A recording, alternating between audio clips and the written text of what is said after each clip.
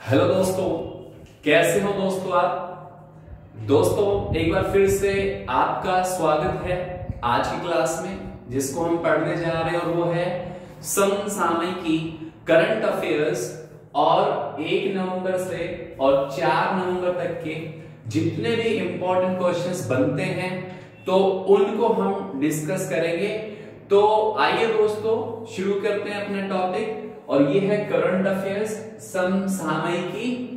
तो देखिएगा, पहले प्रश्न पर हम आते हैं। इसको शुरू करने से पहले दोस्तों, प्रिय मित्रों, अगर आपने चैनल को सब्सक्राइब नहीं किया है तो इसको सब्सक्राइब कर लीजिएगा और ज्यादा से ज्यादा लाइक और शेयर भी कीजिएगा। आप मेरे को फॉलो कर सकते हो इंस्टाग्राम पे भी और टेलीग्राम पर भी। तो आइए करते हैं पहले ही क्वेश्चन की शुरुआत यहां से। और पहला ही जो हमारा प्रश्न है वो है ली कून को लेकर। पहला प्रश्न ली कून, अभी हाल ही में चर्चा में रहे हैं ली कून। कौन है ये? तो ये जो है इनका अभी वर्तमान में देहांत हो गया है, मृत्यु हुई है।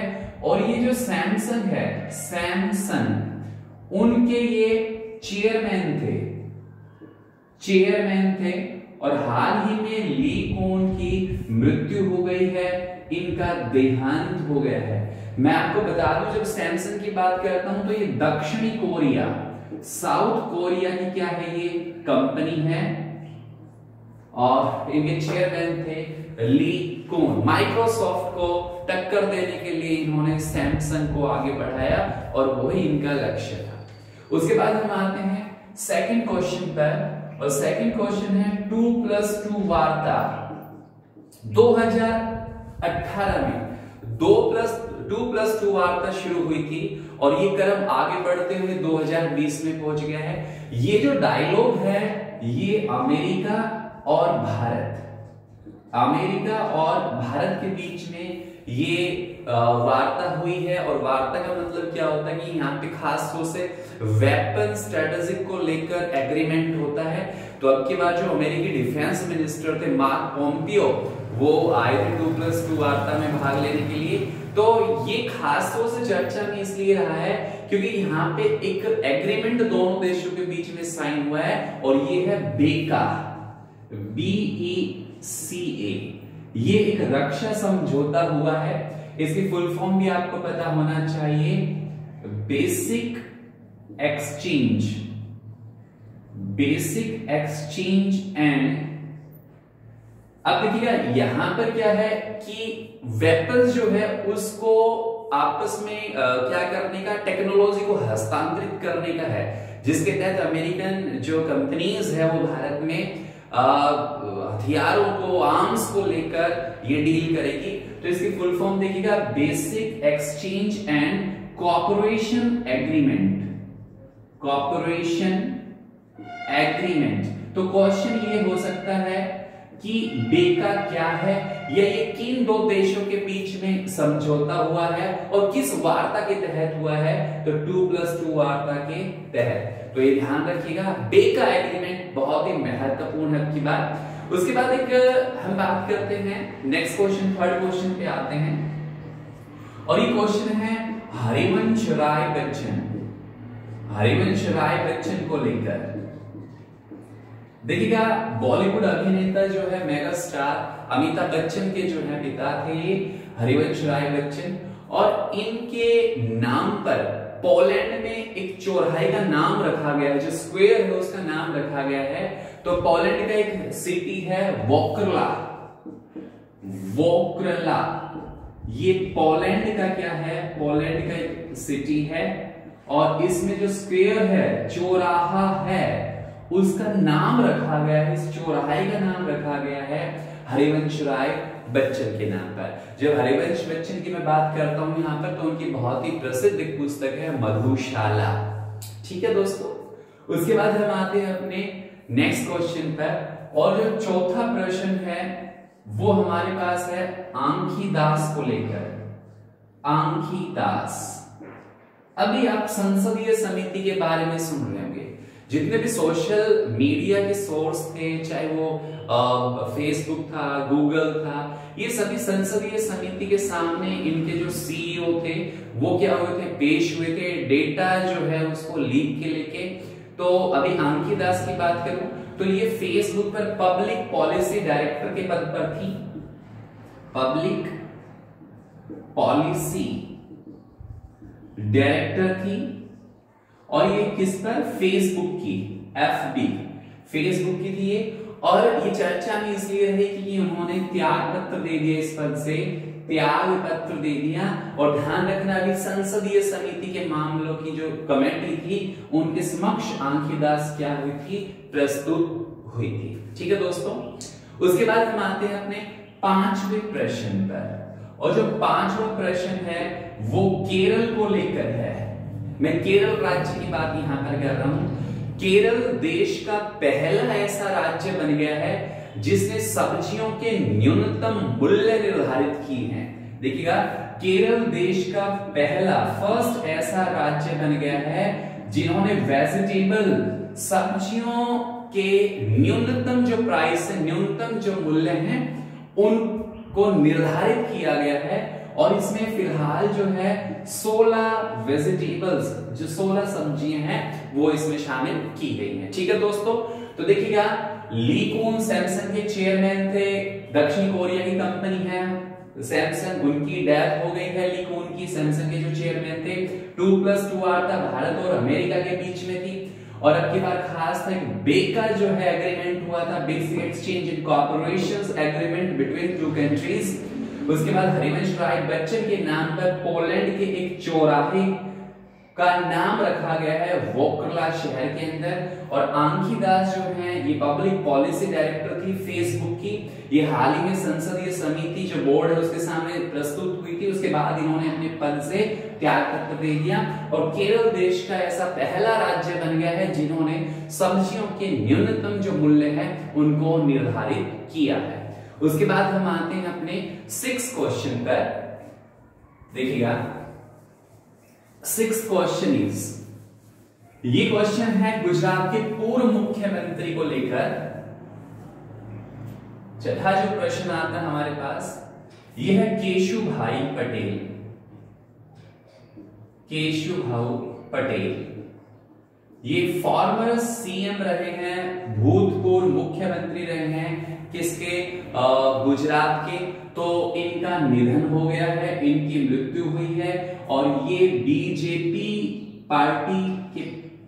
पार्टी में जो है सीएम रहे। तो सबसे बड़ी बात है ये 6 टाइम्स 6 बार विधायक रहे थे। इसके बाद ही केशुभाऊ पटेल के बाद ही हम बात करते हैं यहाँ पर शंकर सिंह वाघेला सीएम बने थे गुजरात के। और उसके बाद नरेंद्र मोदी सीएम बने गुजरात के। तो केशुभाई जो है पटेल के बाद अगले क्वेश्चन पे हम आते हैं यहाँ पर। और जो 7वां प्रश्न है वो हरप्रीत सिंह को लेकर है। Harpreet Singh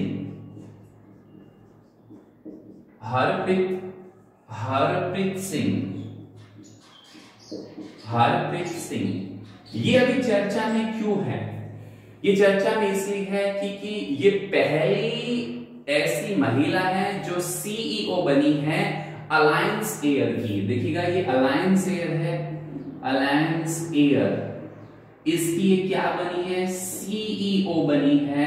chief executive officer के पद पर इनको नियुक्त किया गया है, मुख्य कार्यकारी अधिकारी के रूप में इनकी नियुक्ति हुई है अलायंस एयर की। तो Harpreet Singh was the first women, ध्यान रखिएगा, she was the first women who has been appointed as the CEO of Alliance Air. ठीक है दोस्तों, उसके बाद हम आते हैं अपने नेक्स्ट क्वेश्चन पर। और 8वां जो प्रश्न है हमारा वो 8वां प्रश्न केरल राज्य को लेकर है।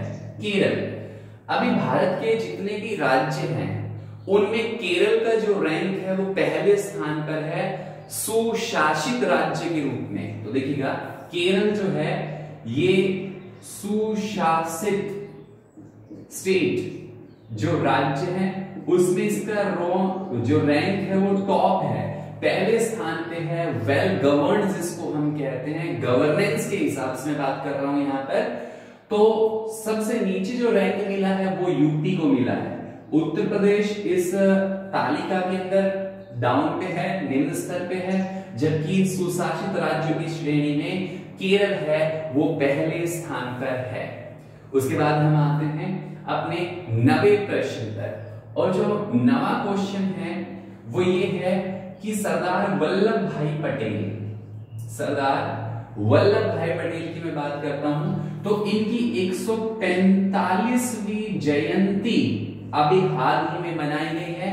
31 अक्टूबर को जो है सरदार पटेल जी की जयंती सेलिब्रेट की जाती है। और जैसा कि आप जानते हो कि दुनिया का सबसे ऊंचा जो स्टैचू है जिसको कहा गया है स्टैचू ऑफ यूनिटी, वो गुजरात के केवड़िया में है, और पटेल जी का ही स्टैचू है जिसकी ऊंचाई 182 मीटर है। केवड़िया में ये स्टैचू स्थित है और इसको नाम दिया गया है स्टैचू ऑफ यूनिटी, क्योंकि सरदार वल्लभ भाई पटेल ने देश की रियासतों को, रजवाड़ों को भारतीय संघ में शामिल किया था उनके प्रयास से, तो उनको श्रेय दिया गया है यूनिटी का।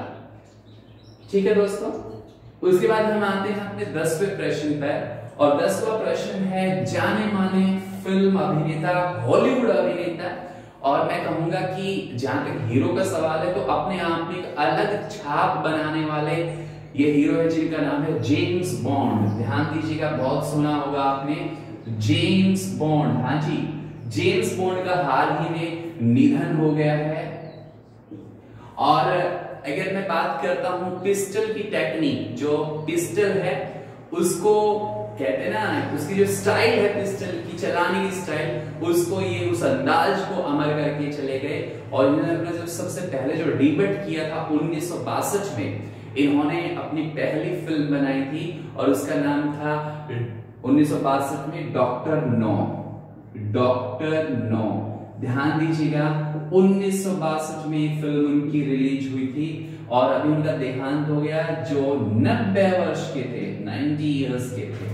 ठीक है दोस्तों, तो देखिएगा यहाँ पर मैं फिर बता रहा हूँ केशव भाई पटेल जो सीएम थे, फॉर्मर सीएम गुजरात, तो इनका देहांत हो गया है। 6 बार ये विधायक रहे थे। हरप्रीत सिंह अलायंस एयर की सीईओ इनको क्या किया गया है, नियुक्त किया गया है। और केरल सबसे सुशिक्षित राज्य के रूप में यहाँ पर रैंक दिया गया है। और पटेल जी की 145वीं जयंती मनाई गई और जेम्स बॉन्ड जो है उनका हाल ही में निधन हो गया है और वो जो है 90 वर्ष के थे। ठीक है दोस्तों, उसके बाद हम आते हैं अपने नेक्स्ट क्वेश्चन पर। अगला जो प्रश्न है हमारा वो है 11वां प्रश्न। 11वां प्रश्न, और ये रितु फोगाट को लेकर है। रितु फोगाट, रितु फोगाट जैसे कि आप जानते हो ये हरियाणा से है और इन्होंने, रितु फोगाट ने मिक्स्ड जो मार्शल आर्ट्स है उसमें लगातार तीसरी बार जो है ये खिताब जीता है। और इस खिताब का जो है mixed martial art, martial art, ठीक है, इसका जो खिताब है वो तीसरी बार जीता है। और इसका आयोजन कहां हुआ है, सिंगापुर में हुआ है। सिंगापुर में इसका आयोजन हुआ है और थर्ड टाइम इन्होंने क्या किया है, थर्ड टाइम्स इन्होंने ये खिताब जीता है, रितु फोगाट। उसके बाद हम आते हैं अपने 12वें प्रश्न को, और जो 12वां प्रश्न है वो भी खेल से संबंधित है। और यहाँ पे मैं रोहतक के 2 खिलाड़ियों का नाम लूंगा, एक तो है अमित पंघाल और दूसरा है संजीत। अमित पंघाल और संजीत, संजीत, ये दोनों ही खिलाड़ी जो हैं ये हरियाणा के रोहतक जिले के हैं।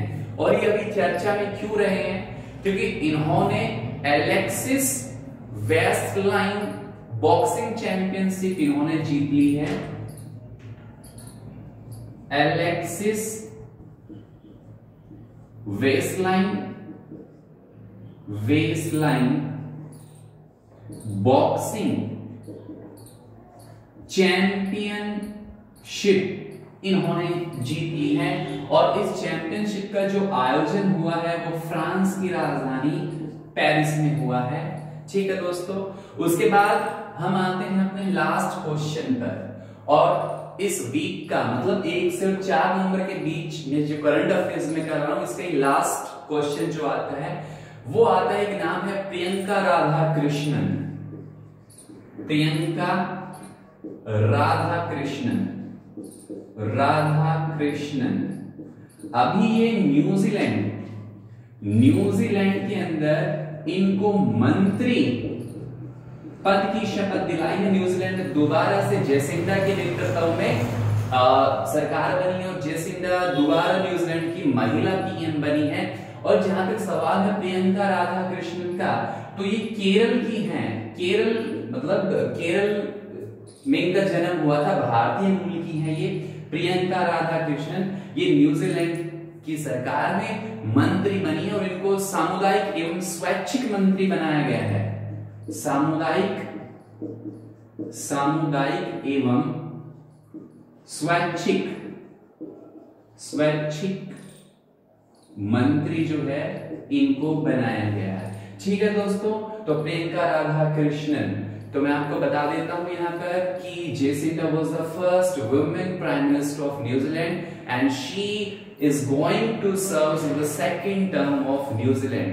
तो इनकी अगर मैं पार्टी की बात करता हूं तो ये लेबर पार्टी से बिलोंग करती है, मजदूर पार्टी से बिलोंग करती है। ध्यान दीजिएगा, ब्रिटेन के अंदर भी दल है और वो दल है उसका नाम भी लेबर पार्टी है। ब्रिटेन में 2 ही दल हैं, लेबर पार्टी और कंजर्वेटिव पार्टी। तो न्यूजीलैंड में भी एक ऐसी ही पार्टी है, लेबर पार्टी। तो डोंट गेट कंफ्यूज, यहाँ पे कंफ्यूज होने की जरूरत नहीं है। तो देखिएगा, Ritu Phogat mixed martial art के अंदर इन्होंने तीसरी बार ये खिताब जीता जो सिंगापुर में आयोजित हुई है। और एलेक्सिस वेस्टलाइन बॉक्सिंग चैंपियनशिप जिस साल पेरिस में हुआ था, टॉमिक पंघाल और संजीत दोनों ही रोहतक के बॉक्सर हैं, इन्होंने चैंपियनशिप जीती है। और प्रियंका राधाकृष्णन जो भारतीय मूल की पहली महिला है जो न्यूजीलैंड में किसी मंत्री पद पर आसीन हुई है। तो दोस्तों ये थे 13 क्वेश्चंस जो 1 से और 4 नवंबर की करंट अफेयर्स के हैं। इसके बाद हम नेक्स्ट वीडियो में आते हैं, पूरा नवंबर फर्स्ट वीक के questions will be discussed very shortly. So till then wait and have a nice day, good day.